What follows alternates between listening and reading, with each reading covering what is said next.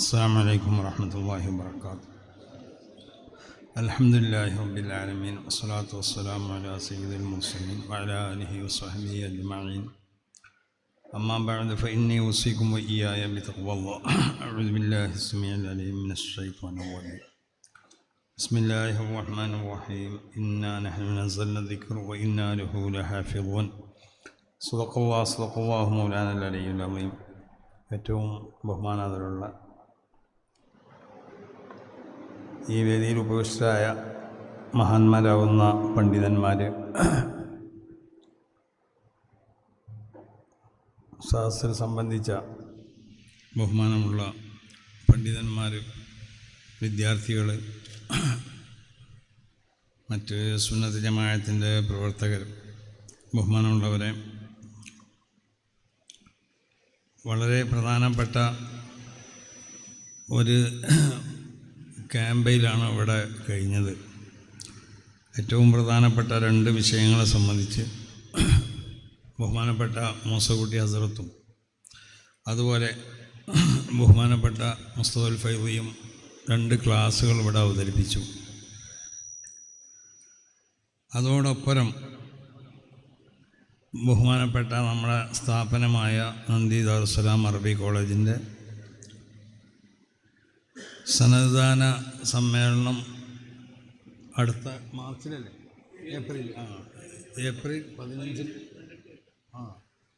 April 15 മുതൽ 18 വരെയുള്ള തീയതികളിലായി കൊണ്ട് ഇവിടെ നടത്തപ്പെടുകയാണ്. അപ്പോൾ അതിൻ്റെ ഒരു പ്രചരണോദ്ഘാടനമാണ്.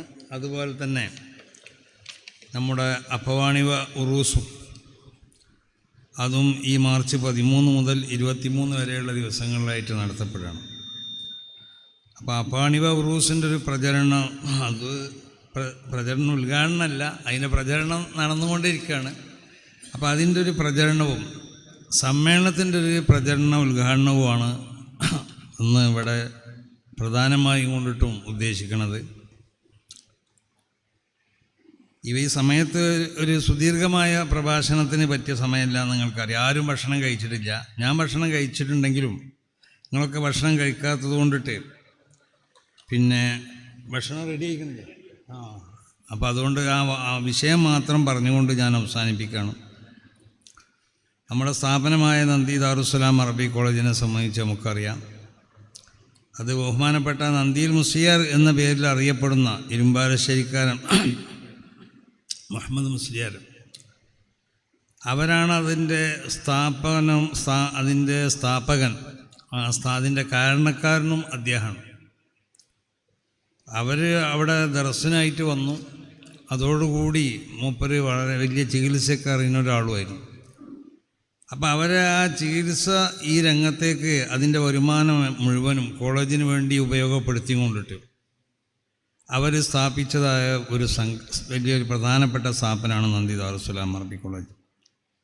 പക്ഷേ ഇതിൻ്റെ അതിനെ സ്ഥാപിക്കപ്പെടുമ്പോൾ തന്നെ അതിൻ്റെ ആദ്യഘട്ടം മുതൽ മഹാനാവുന്ന ഷെയ്ഖുന ശംസുൽ ഉലമയുമായിട്ടുള്ള ബന്ധപ്പെട്ടുകൊണ്ടാണ് അതിൻ്റെ പ്രവർത്തനങ്ങളൊക്കെ നീക്കിയിട്ടുള്ളത്. അതിൽപ്പെട്ട ഒന്നാണ് ഇന്ന് കാണുന്ന സ്ഥലത്തല്ലായിരുന്നു ആ കോളേജിലേക്ക് തറക്കല്ലിടാൻ വേണ്ടി തീരുമാനിച്ചത്. എന്നാൽ ആ പാലം പോയ അതിൻ്റെ ചുവട്ടിലേത്.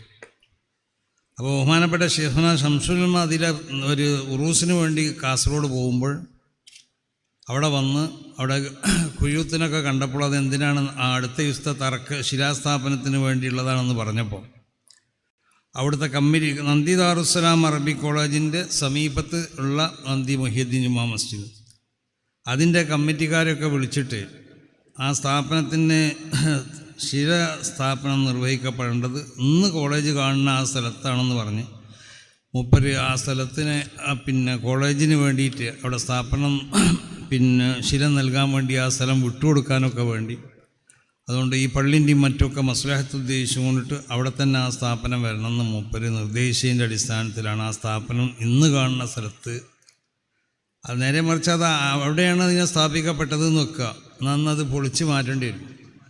കാരണം അത്ര ഒരു അസൗകര്യമായിരിക്കും അവിടെ. ആ പാലമൊക്കെ അതിൻ്റെ പാലം പോയ ആ സ്ഥലത്ത് കൂടിയാണ് ആദ്യം തീരുമാനിച്ചിട്ടുള്ളത്.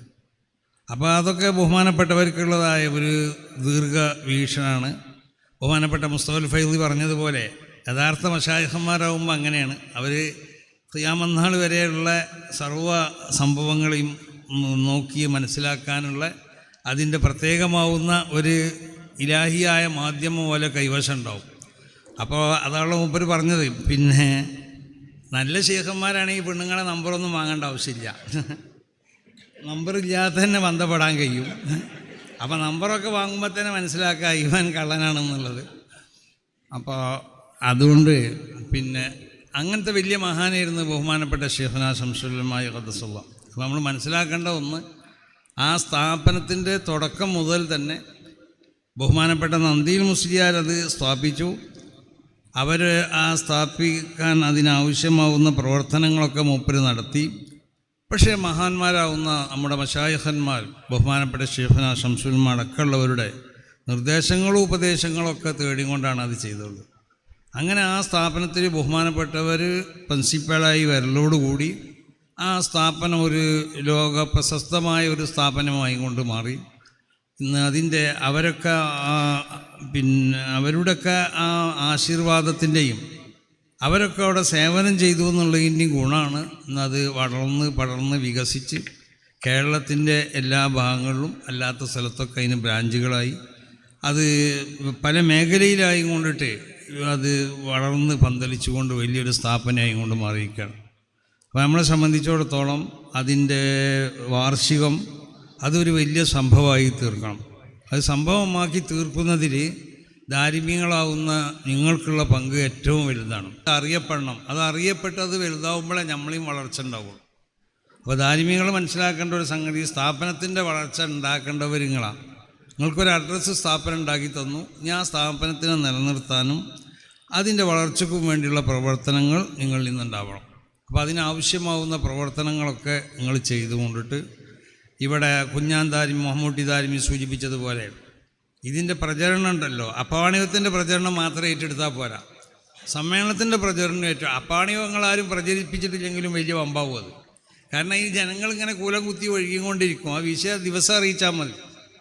അത് നിങ്ങളെ അപ്പോൾ അത് ഒരു ഏറ്റവും വലിയൊരു ദാരിമീസ് ഇപ്പോൾ ചെയ്തിരിക്കണമെന്ന് പറഞ്ഞാൽ ഏറ്റവും വലിയ ഒരു ഏവിസ്ഥാന് അത് മൂപ്പർക്ക് അത് മനസ്സിലായിട്ടില്ല. കാരണം ഇതിൻ്റെ പ്രചരണമൊക്കെ ഏറ്റിട്ടതാണ്. അതിന് പ്രചരണത്തിൻ്റെ ആവശ്യമില്ല, അതുപോലെ ഏറ്റെടുക്കണ്ട.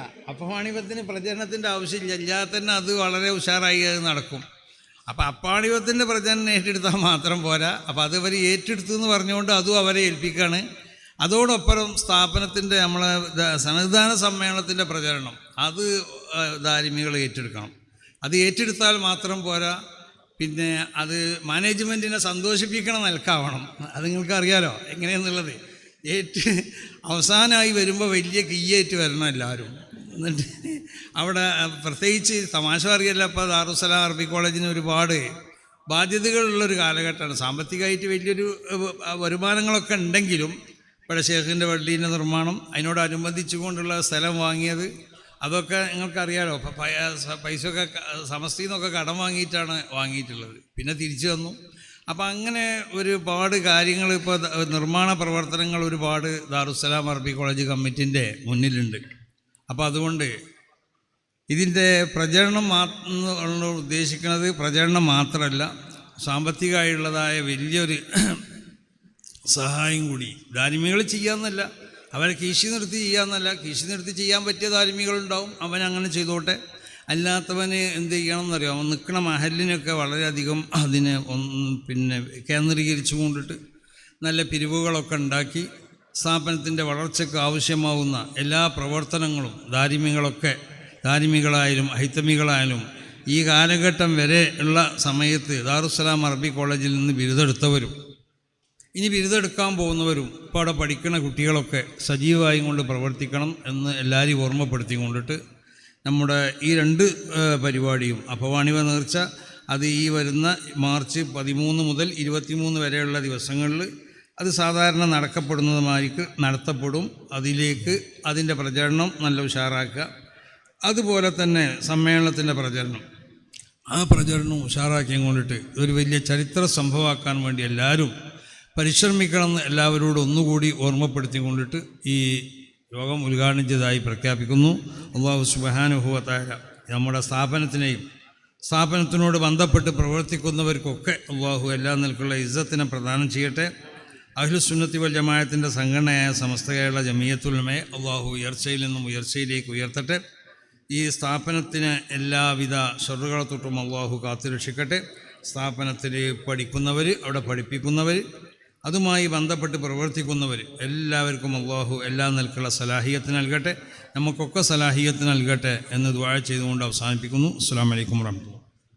വളരെ ഭംഗിയായി നമ്മളിത് കലാശിക്കുകയാണ്.